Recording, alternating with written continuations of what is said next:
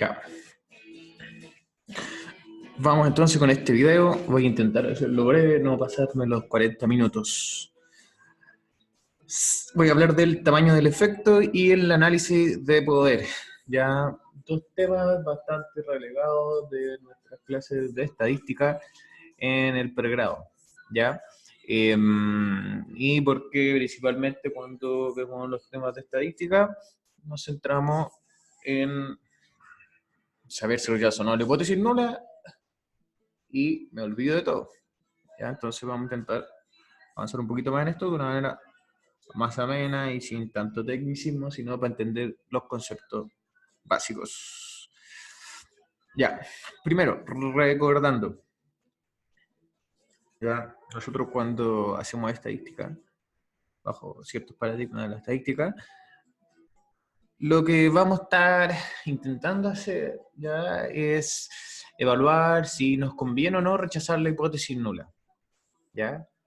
Este es el enfoque, si no lo manejan, o si lo manejan ya, pero recordando siempre lo importante de Neyman Pearson, ¿ya? Sumamente importante, entonces, no existe una sola visión de los fundamentos del rechazo de hipótesis, ¿ya? Cuando nos enseñan esto, en pregrado, parece todo muy bonito, algo uniforme, pero no es así. Eso lo vamos a dejar para otro video, todos los conflictos que están detrás. ¿Ya? Pero en lo más básico, en el status quo, en el estándar, tenemos este dibujo. ¿Ya? Tenemos una hipótesis nula y tenemos que tomar una decisión como investigadores. En este caso, nuestra decisión puede ser rechazar o no rechazar la hipótesis nula. Mientras que por el otro lado, si vemos las columnas, ¿ya? Si vemos las columnas, ¿qué pasa? Que tenemos que la hipótesis nula puede ser de dos maneras, falsa o verdadera. ¿Ya? Entonces imaginémonos, tenemos un personaje que se adentra en un planeta nuevo, desconocido. Y en este planeta nuevo desconocido se topa con un primer sujeto. ¿Ya? Si este personaje, ¿no es cierto? Si nuestro investigador interespacial tiene una lógica pacifista, él va a tender a pensar que los individuos con los que se encuentre, con los seres, no van a ser una amenaza. Fíjense ahí. ¿Cuál es lo que va a querer por defecto? ¿Ya? Si es que no hay evidencia suficiente, va a ser la hipótesis nula. No necesariamente la hipótesis nula siempre es la ausencia de algo, ¿no? Sino la creencia por defecto. ¿Ya? En este caso va a ser, alineado con muchos casos, que no hay algo. ¿Ya? No hay una amenaza. No hay una amenaza, es que el sujeto es. ¿Y por qué le interesa eso? Bueno, puede ser que sea pacifista o en otro caso, en otro escenario, imaginémonos que ya luego de días de andar descubriendo en este lugar, su arma solo le queda un solo disparo, ¿ya? Y se vuelve a encontrar con otro ser y tiene que decidir, ¿gasto mi bala, mi última munición en este ser que me aparece o lo guardo para una amenaza realmente importante? ¿Ya? Esta decisión es sumamente importante y él no quiere equivocarse en el hecho de dejar o no de considerar a la opción de que no es una amenaza. ¿Ya? Entonces, en este contexto, nosotros nos encontramos que puede haber dos maneras de equivocarnos. ¿Ya? Puede ser que la hipótesis nula sea verdadera, ¿ya? Y nosotros la rechacemos. ¿Ya? Fíjense esto, ¿qué sería? Que si la hipótesis no es verdadera, es que es cierto que no es una amenaza, pero nosotros lo rechazamos y vamos a estar ocupando esta última munición en nuestra arma con este ser que era bastante inofensivo, ¿ya? Gastamos nuestra opción, tomamos una decisión y eso tiene repercusiones, tiene consecuencias. En cambio, por el otro lado, tenemos que el siguiente error es el error de tipo 2, en el cual la hipótesis nula era falsa, pero nosotros decidimos no rechazarla, ya decidimos seguir creyendo en ella. Es decir, en este caso, la frase no hay una amenaza era falso, Es decir, sí era una amenaza. Pero nosotros, ¿qué dijimos? Voy a seguir creyendo en que no es una amenaza. Cuento corto, nuestro investigador interplanetario ya se aproxima a este ser extraño y ¿qué sucede? Que es atacado y muere. Fin de la historia. ¿Ya? También tiene consecuencias. El error de tipo 1 es el más común y el que intenta controlar, ¿ya? Lo que el concepto de que hablamos de significancia y el alfa que aparecen en los estudios. El error de tipo 2 tiene que ver con el beta y tiene que ver con la potencia o poder de nuestra investigación. ¿Ya? De ahí entonces que nosotros tenemos que tener mecanismos que nos permiten hacer cálculos lo más correctos posibles. ¿Ya? Tienen que ser lo más precisos para poder tomar mejores decisiones y equivocarnos menos veces. Es decir, si enviamos 100 investigadores, nosotros queremos que de esos 100, un porcentaje muy menor ya se equivoquen del error de tipo 1 y se equivoquen del error de tipo 2. Porque queremos que mueran pocos. Queremos que nuestras misiones sean exitosas. ¿Ya? Entonces nosotros, ¿qué va a pasar? Que vamos a querer buenas herramientas, ¿no es cierto?, de análisis, ¿ya?, de las variables que nos interesan medir, ¿ya? Ahora, puede ser que nosotros queremos llegar a una conclusión no tan particular, ya no del caso a caso, sino que queremos llegar a una conclusión, por ejemplo, de un pueblo, una nación, un planeta. Ya no queremos tener conclusiones de individuos, sino que queremos tener conclusiones de poblaciones. Ya recordemos, ¿no es cierto?, que los propósitos que tiene la metodología cuantitativa, digo, lo que está trabajando, ya es a nivel poblacional, no en un caso particular. ¿Ya? Las probabilidades se calculan en relación a series de experimentos, a poblaciones, ¿ya? A un conjunto de observaciones posibles. ¿Ya? ¿Para qué?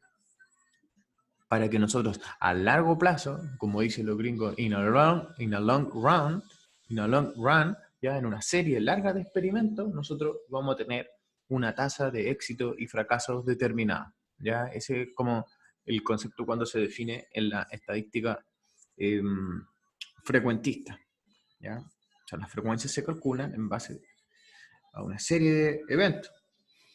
Entonces, nosotros, ¿qué va a pasar acá?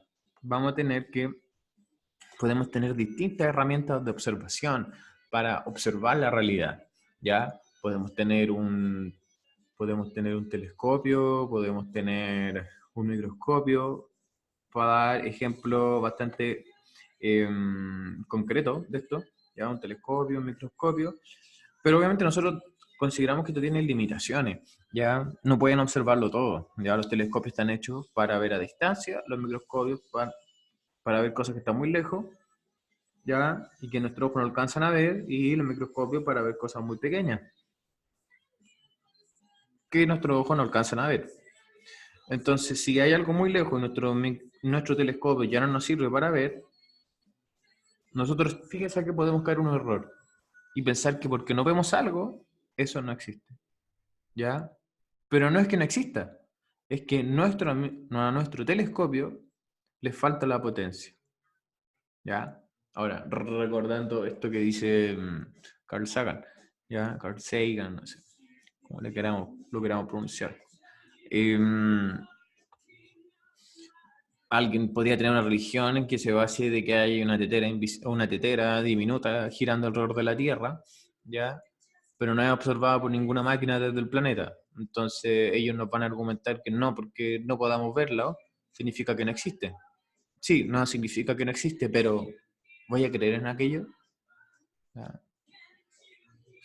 Aquí entonces tener cuidado con cuáles son nuestras hipótesis nulas, cuáles son nuestras hipótesis de investigación, ¿ya? Porque depende de cómo las definamos, pueden ser, por así decirlo, trampas, ¿ya? O maneras de engañar estos tipos de evaluaciones, ¿ya?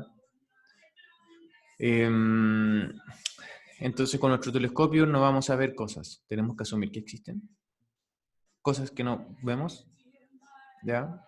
Pregunta ahí a dejar, como planteamos nuestra investigación. Lo mismo con el microscopio, ¿ya? Obviamente tiene limitaciones, pero si nuestra teoría, fíjense lo que estoy diciendo, nuestra teoría logra reunir series de hallazgos y sustentarse y decir, mira, debería haber algo ahí, pero yo por mi telescopio no lo puedo ver porque le falta tanto esto más de potencia. Si consigo yo un telescopio más potente, debería verse. Fíjense las aclaraciones que estoy haciendo. Si no lo logro ver con este telescopio, porque en lo que yo predice mi teoría debería estar a esta distancia, significa que esto no existe. Y dejo entonces esa hipótesis. ¿Ya? Y no voy a seguir creyendo en eso. Y no debería seguir echándole la culpa a la potencia de mi telescopio, de mi herramienta. Las metodologías son herramientas. Una trampa que yo podría hacer sería decir, es que a mi telescopio le falta potencia. Mi teoría no predecía que estaba en ese lugar. Mi teoría predecía que estaba mucho más lejos. Yo podía seguir infinitamente protegiendo mi hipótesis, infinitamente protegiendo mi teoría, echándole la culpa siempre al telescopio, a la herramienta que le falta más potencia. Ojo ahí, porque eso es algo que encontramos muchas veces ya en los artículos de investigación, en que en la sección de limitaciones, conclusiones, discusiones del estudio, señalan que tal vez, ¿no es cierto?, no se pudo encontrar evidencia a favor de la hipótesis de investigación porque el tamaño de la muestra fue muy pequeño, porque el instrumento no medía muy bien, ¿ya?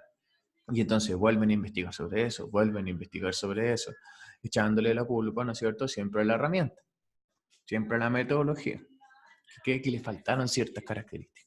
¿Qué características? Ser más potente, ser más precisa. ¿Ya? Avancemos entonces. ¿Ya? Entonces, imaginemos la población como un gran rompecabezas. ¿Ya? Imaginémonos un fenómeno, el objeto de nuestro estudio, como un gran rompecabezas. Pero como nosotros no somos dioses y no podemos observar ni entramos en revelaciones espirituales que observamos toda la realidad, todas las faneras de un objeto, nunca podemos acceder a la totalidad de esas piezas. ¿Ya? Entonces sí, solo podemos, por ejemplo, acceder al 30% de las piezas para intentar descubrir la imagen. ¿Ya? Ahí debería decir para, no para. ¿Ya? Para descubrir la imagen. ¿Cuál es el método de selección de piezas que más podría favorecernos? ¿Ya? ¿Por qué pregunto esto?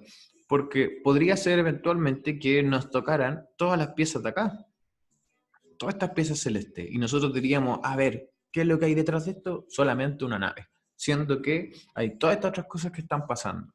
¿Por qué llegamos a esa conclusión que es incorrecta? Porque la muestra que tenemos de todo este rompecabezas ya estaba restringida a una sola sección. Entonces, como estaba restringida a una sola sección, nosotros determinamos, ya, llegamos a una conclusión equivocada. Vamos a decir, no hay nada más ahí que una nave, ¿ya? Entonces, ¿qué nos podría ayudar más? Una selección de piezas aleatorias, ¿ya? ¿Por qué? Porque en esa selección de piezas aleatorias sería muy difícil, muy improbable, que nos aparecieran solo piezas azules correspondientes a la nave, sino que nos van a tocar piezas verdes, nos van a tocar alguna pieza que es la cara de un personaje o una pieza de un árbol. Entonces, si bien no vamos a tener nada completo, sí vamos a tener una muestra probablemente de cada una de las secciones de este rompecabezas. Y bueno, nuestra imaginación, nuestro conocimiento previo, nos podría llevar a una conclusión mucho más cercana a lo que es la imagen completa. ¿Ya? Pensándolo en términos de ciencias sociales, ¿ya? Cuando yo elijo una muestra aleatoria de personas, me permiten en un mayor grado tener una confianza de que representan mejor a la población que me interesa conocer. Cuando no es aleatorio, puede que me haya tocado un grupo muy específico de la población. Ahora, la siguiente circunstancia que tenemos que considerar cuando estamos haciendo investigaciones es que no siempre vemos bien lo que estamos observando. Entonces, como no siempre vemos bien lo que estamos observando, eso también nos va a dificultar llegar a una conclusión de qué es realmente este fenómeno. ¿Ya? Si se fijan, las cosas que yo estoy planteando no son muy lejanas a dilemas filosóficos que ya se hayan cuestionado hace cientos de años atrás. Lo que hace este tipo de metodología, lo que hace de la estadística, es buscar una manera que permita cuantificar la incertidumbre con la que nos enfrentamos nosotros día a día y nos permite tomar decisiones y ir más o menos teniendo estimaciones de cuántas veces nos vamos a equivocar en esas estimaciones. Es un poco como reconocer, mira, nunca podemos conocerlo todo, pero al menos con lo que podemos conocer tenemos que intentar tener alguna guía que nos diga si lo vamos haciendo mejor o lo vamos haciendo peor. En este caso, por ejemplo, yo reduje la imagen en el nivel de transparencia que tenía. Si la hubiera aumentado su transparencia al 100%, no, estaría totalmente blanco, sería invisible. Pero al menos podríamos plantear acá que con nuestra capacidad de observación ya estamos alcanzando a ver el 30% de la imagen, lo cual todavía nos permite ver algo importante. A lo mejor algunos detalles se nos pueden ir, no vamos a poder saber distinguir colores, que nos toca una pieza de otra, pero al menos vemos ciertas cosas. Entonces el problema se vuelve más difícil de resolver. No solo vemos partes, sino las partes que vemos no se ven con claridad. ¿Ya? Entonces sumemos las dos cosas. Sumemos a que no podemos tener todas las piezas del rompecabezas y por otro lado, que esas piezas que logramos tener no se logran ver en su 100%. ¿Ya? Eso es las cosas difíciles que tenemos que intentar resolver. Entonces, en investigación cuantitativa, además de los dos errores, error de tipo 1 y error de tipo 2, que refieren a si rechazo o no una hipótesis nula que era verdadera o falsa, tenemos otros dos errores más, ¿ya? Lleno de errores esto. El error de muestreo y el error de medición. El que nos estamos concentrando en este video va a ser en el error de muestreo, ¿ya? Que tiene que ver con la primera situación, ¿ya? En las piezas estas de este rompecabezas, ¿ya? ¿En qué medida nos permiten, son suficientes ya para conocer la población? Si son menos, vamos a ver mayor error de muestreo. Si no es azar, ya mayor error. Va a ser más fácil que tengamos error. Y si cada pieza es muy variable, ya unas de otras, si tenemos partes verdes, otras rojas, otras azules, otras con personas, otras con animales, también el error va a ser mayor. Ya si el dibujo es más complejo, miren la idea, si el dibujo es más complejo, vamos a necesitar más piezas para poder dilucidar qué es lo que hay ahí. Si el dibujo es simple y fuera solo un círculo rojo, ya no nos traería tantas complicaciones en llegar a cómo se vería si tuviéramos todas las piezas. ¿Ya? Y el otro error es el error de medición, que claramente no puedo medir con una exactitud perfecta las variables en mis observaciones de mi muestra en estudio. ¿Ya? Y esto especialmente si lo consideramos en ciencias sociales y lo consideramos en psicología, en la cual usamos entrevistas, usamos cuestionarios, pero siempre sabemos que los sujetos que estamos entrevistando, que le estamos haciendo ese cuestionario o distintas pruebas, nunca van a poder, por así decirlo, vertir, ya, mostrar, revelar, ya, de una manera completa, toda la variable que a nosotros nos interesa investigar. ¿Ya?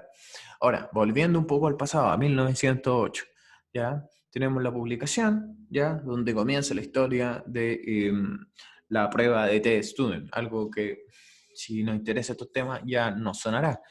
Si están viendo este video, ya este artículo publicado en la revista Biométrica, en el cual, ¿no es cierto?, William Gosset, William Gosset, sí, Gosset el apellido, tiene que publicar bajo el seudónimo de Student porque la empresa para la cual la trabajaba, una cervecería, ¿ya? Esta irlandesa, no recuerdo el nombre en este momento. Chuta. Bueno, pero una típica que vende cerveza negra. Ya, irrelevante recordar eso en estos momentos. El probable error de la media, ¿ya?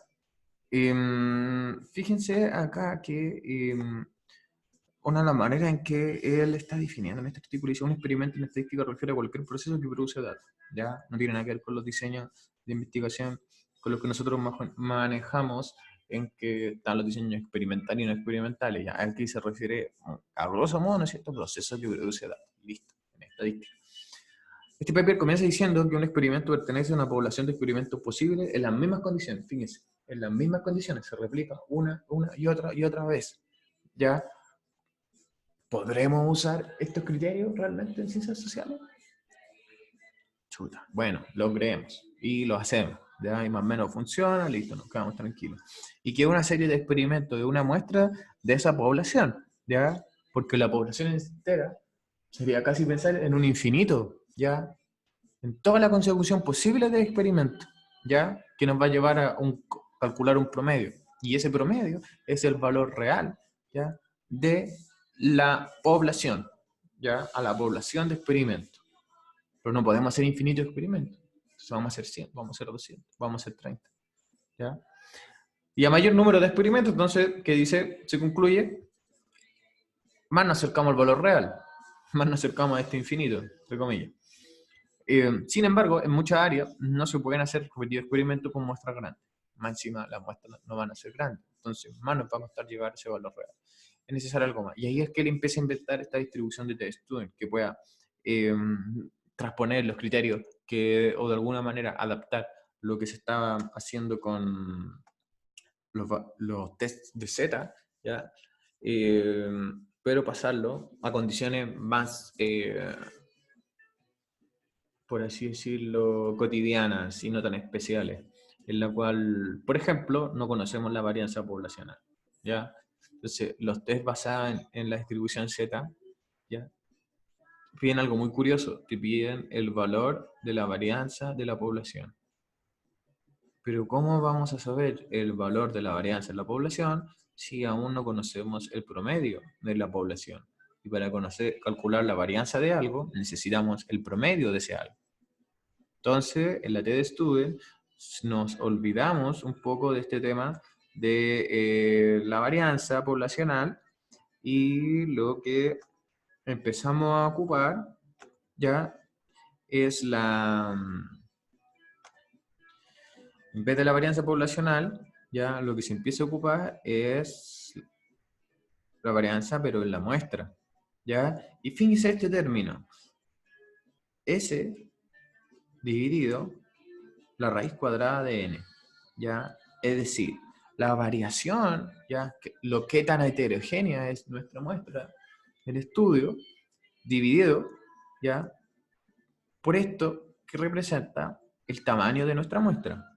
Esto que aparece acá en la fórmula del contraste de hipótesis para medias, es decir, ver si dos promedios son diferentes o no, ¿ya? Aparece también, obviamente, en el cálculo de los intervalos de confianza. Acá mismo está.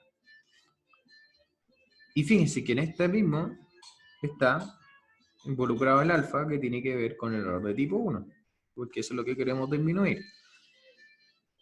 Entonces, esta división entre la variación y el tamaño de nuestra muestra puede ser mayor o menor dependiendo cómo fluctúen estos valores, ¿ya?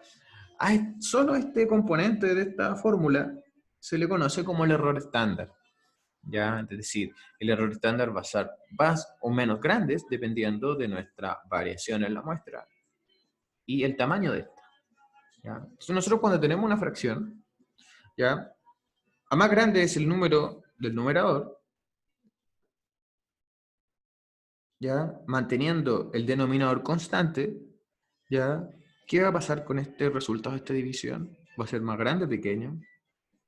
Por ejemplo, si tenemos 2 dividido 1 y lo comparamos con 4 dividido 1, ¿cuál es más grande? Si tenemos 4 dividido 2 y tenemos 8 dividido 2, ¿cuál es más grande? Siempre en el que el numerador es más grande. Ahora, ¿qué pasa si mantenemos constante el numerador, pero vamos disminuyendo, o sea, aumentando el tamaño del denominador? ¿Qué cosa tenemos nosotros? Tenemos el efecto contrario, ¿ya? Si aumentamos el número de abajo, el denominador, el resultado de esta división va siendo más pequeño. Por ejemplo, si tenemos 1 dividido 2, eso es 0,5. Si tenemos 1 dividido 4, eso es 0,25. ¿Ya? Entonces, el error estándar, si lo queremos sacar como una conclusión más allá de lo matemático, es mayor cuando la variación en nuestra muestra es más grande. ¿Ya? La idea del rompecabezas, si el rompecabezas tiene muchas piezas distintas que varían mucho entre sí, ¿ya? El error estándar que va a tener va a ser más grande que si tiene piezas parecidas. Ahora, si la cantidad de nuestra muestra es más grande, también vamos a tener menos error. Es decir, a más piezas podamos tener, a más personas tenemos participando en nuestro estudio, también el error estándar va a disminuir. ¿Ya? Sigamos luego de esa parte más matemática. Entonces, Jacob Cohen, ya, un autor norteamericano ya, que viene diciendo ya hace décadas atrás, varias décadas atrás, de todos los problemas que estaban pasando con la inferencia estadística en psicología, porque principalmente porque es muy ritualística, ya, o sea, como que le dieron la fórmula de cómo hacer una inferencia estadística, me la aprendo así, la tengo que aplicar y listo, y conozco la verdad. Y si no la verdad, bueno, filo, publiqué, ¿ya?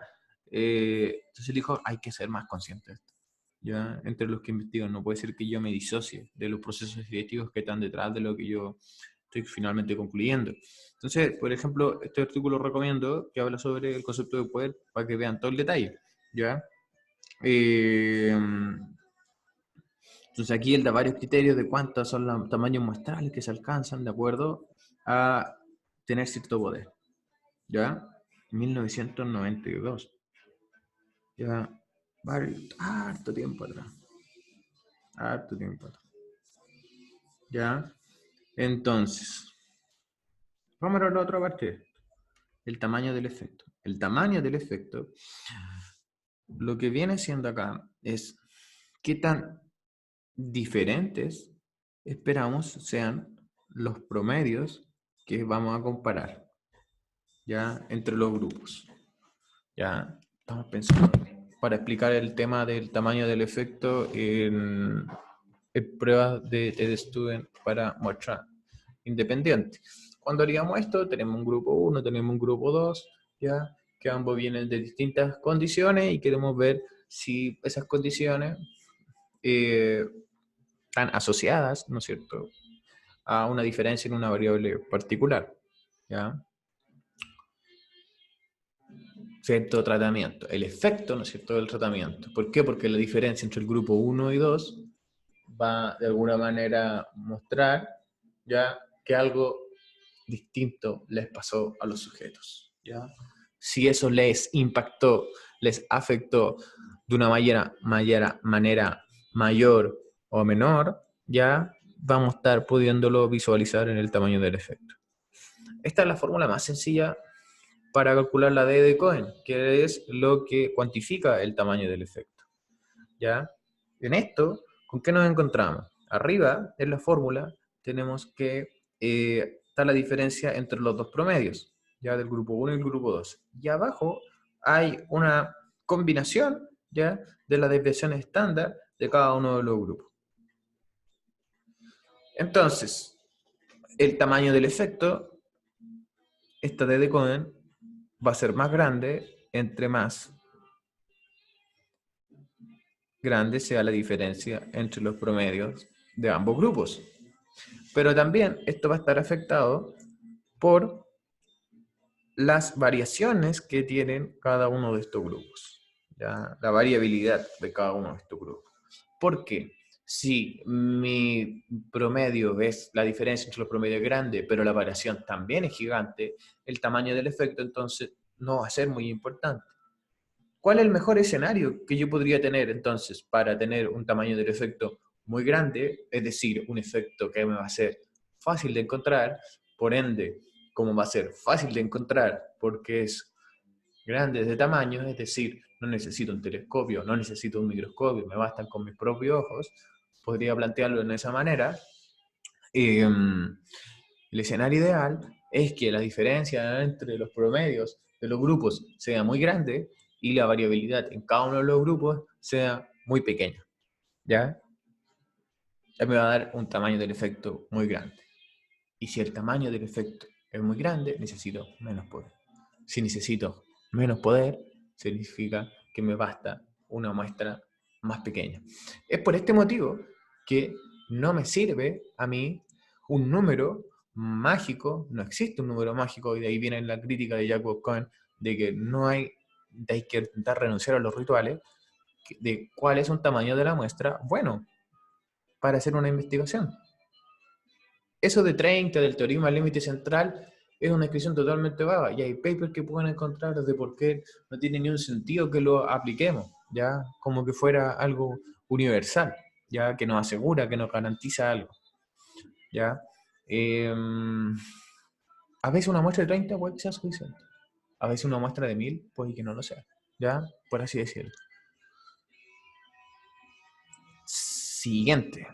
Veamos acá con gráficos que se entiende mejor, ¿ya? Porque en el anterior, Cohen señala en su artículo de que recomienda, fíjense, él recomienda en base a cierta área de la psicología, en base a ciertos resultados, él ha estimado que un tamaño del efecto pequeño sería de 0,3 en esta forma, 0,5 sería medio, 0,8 sería grande. Recomendaciones, y lo deja sumamente claro.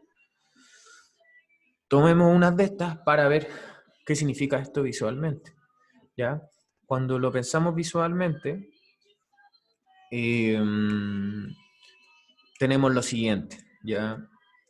Voy a poner el link de estos gráficos donde lo saqué en la descripción del video, porque aquí no puse la referencia, pero lo saqué a una página donde estaba muy bonito estos gráficos.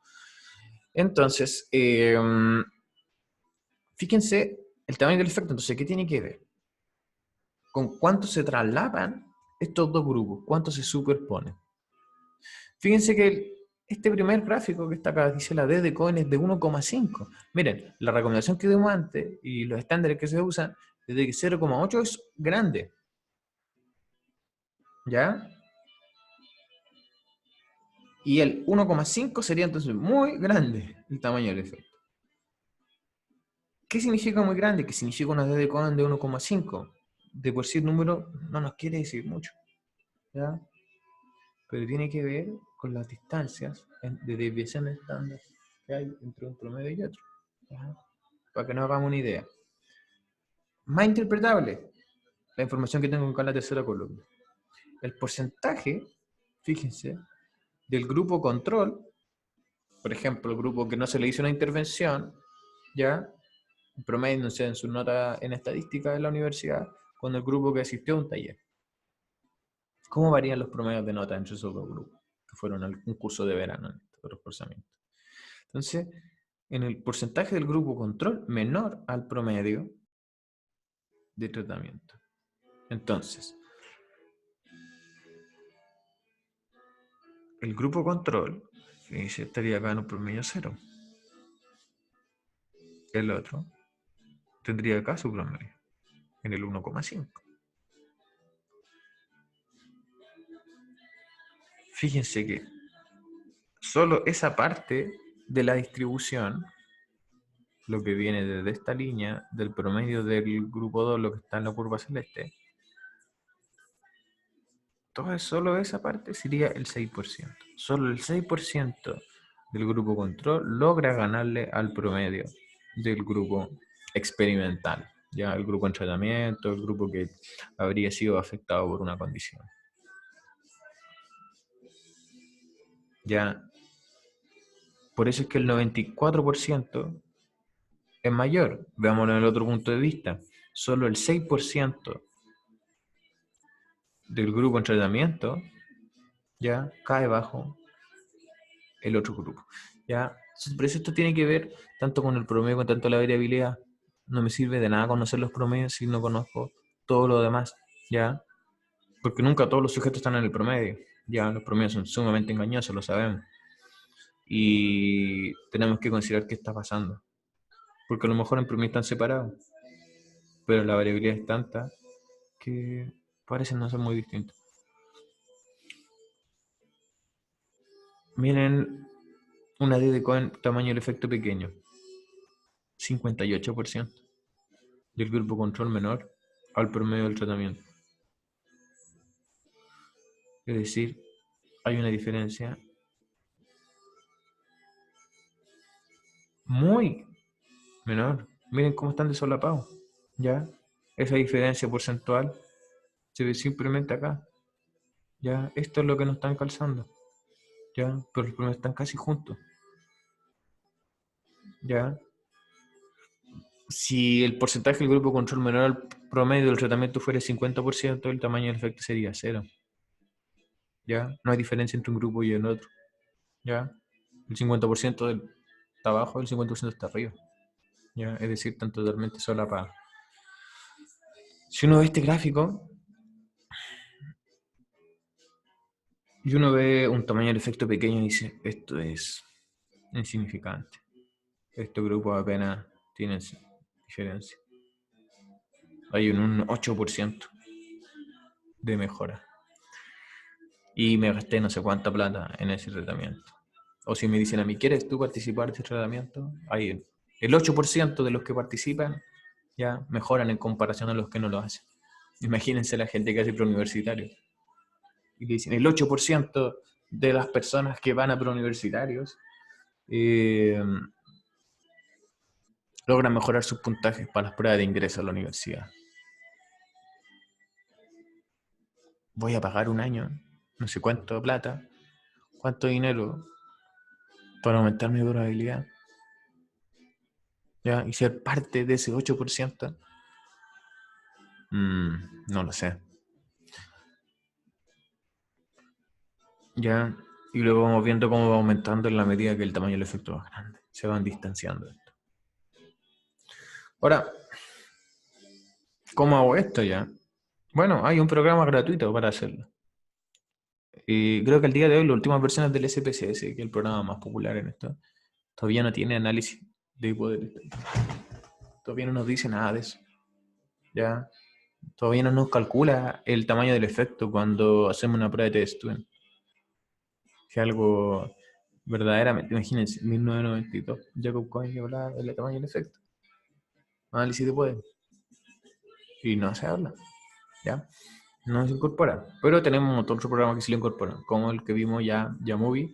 Y también tenemos otro que solo está enfocado en el tamaño del efecto, que es G-Power. Ya, G-Power está hecho por una universidad alemana y se descarga gratis, tiene manual, hay tutoriales y todo. Está la página de la universidad y se descarga fácilmente. Ya, entonces le voy a dar un vistazo de esto. Este es el programa. Entonces, uno que hace acá. En fin, se nos muestra el error beta y el error A. ¿Ya? El beta, ¿no es cierto?, tiene que ver con la potencia, con el poder. ¿Ya? El poder es 1 menos beta. Beta, que es la probabilidad de cometer error de tipo 2. La probabilidad, entonces, de no rechazar una hipótesis nula que era falsa. ¿Qué otras cosas nos aparecen acá en el menú?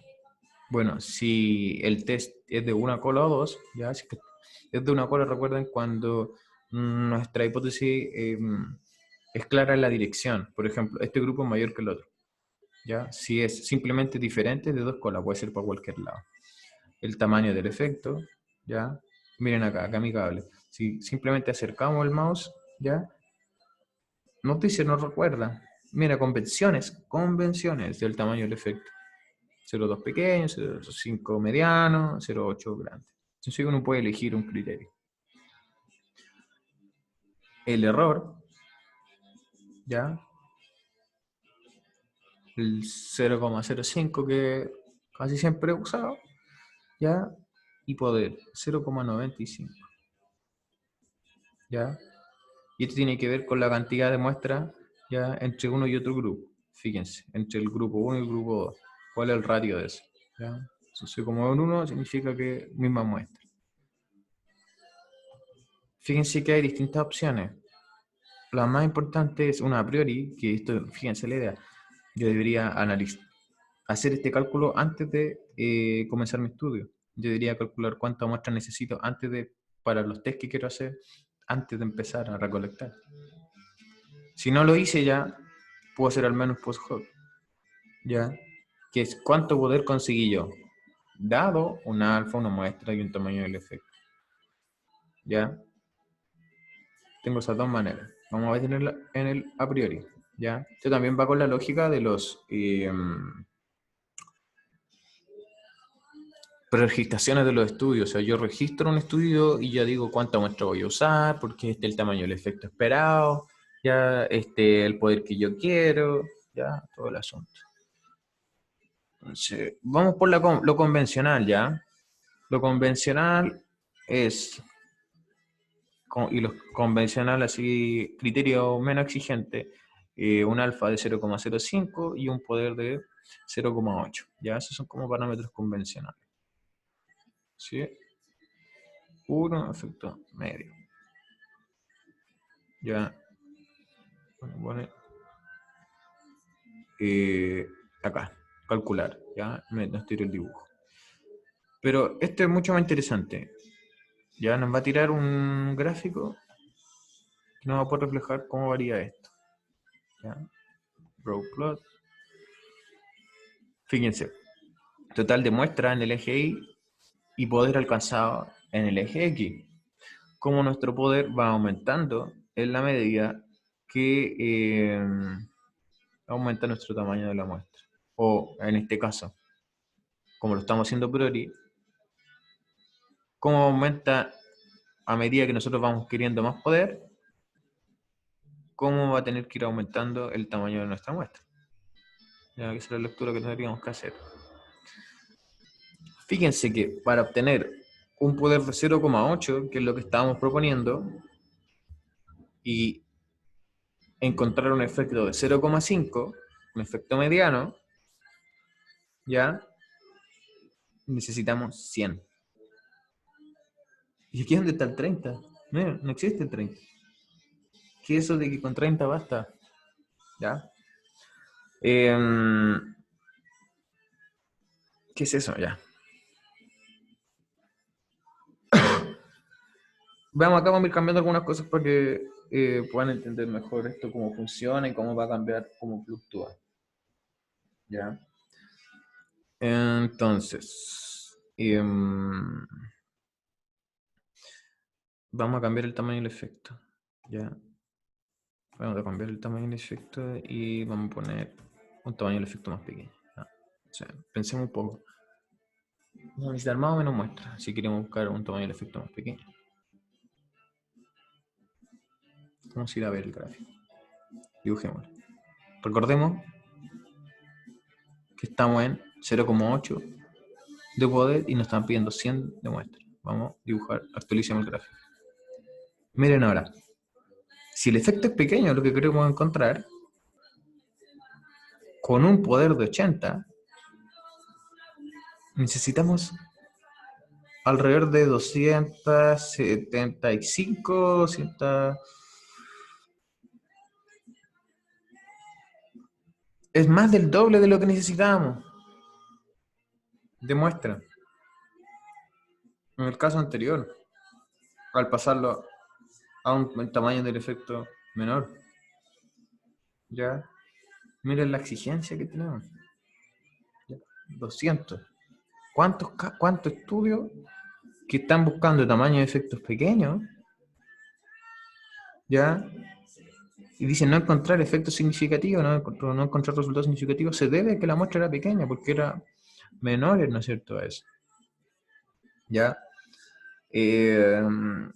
Ahora cambiemos el alfa. ¿Ya? ¿Qué pasa si queremos ser más exigentes? ¿Ya? Nos queremos complicar más la vida y queremos estar seguros, ¿no es cierto?, de no solo estar incrementando poder, sino también confianza en nuestro estudio, confiabilidad. Entonces no nos va a bastar un error de alfa de 0,05, sino que queremos ser más exigentes, queremos cometer menos errores de tipo 1. Entonces vamos a poner 0,01. Ya estamos poniendo un escenario bastante complicado. ¿Cómo hacer la muestra? ¿Más grande o más pequeña? Dibujemos.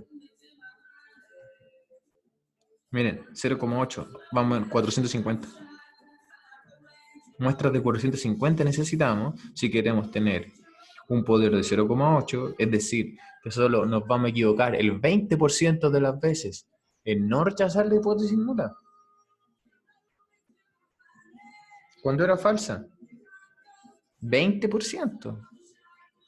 Mientras que el alfa le estamos dando mayor prioridad y la estamos teniendo en un 1%. ¿Ya? Miren, si el beta lo queremos llevar a un 5%, tendríamos que estar acá en esta parte del gráfico para acercarlo como más o menos a la misma rigurosidad que estamos teniendo en el alfa. Ya nuestro poder tenemos que llevarlo acá. Necesitamos 700 personas. Y esto es considerando que estamos haciendo un solo test estadístico. ¿Ya? Porque cuando nosotros empezamos a hacer múltiples pruebas, ya empieza a aumentar las chances de que encontremos ya a más test yo haga en la misma muestra, también estoy jugando con el azar. Ya, entonces si hago 20 test, puede ser que uno y me quede solo con ese. Me salga significativo. Pero de 20 test hice uno. Y ese lo destaco. Y empiezo a construir toda una historia en mi investigación, toda una teoría, porque eso fue lo que encontré. Y le digo, esto fue asombroso. Me pasa toda la película e invento cosas alrededor de eso. Pero puede ser que esa sola pura cosa fue la hipótesis nula que rechazaste mal. ¿Ya? Complejo entonces. Entonces a bajarse el G-Power, a empezar a hacerlo con lo... Podemos hacerlo post-hoc, ya, por ejemplo.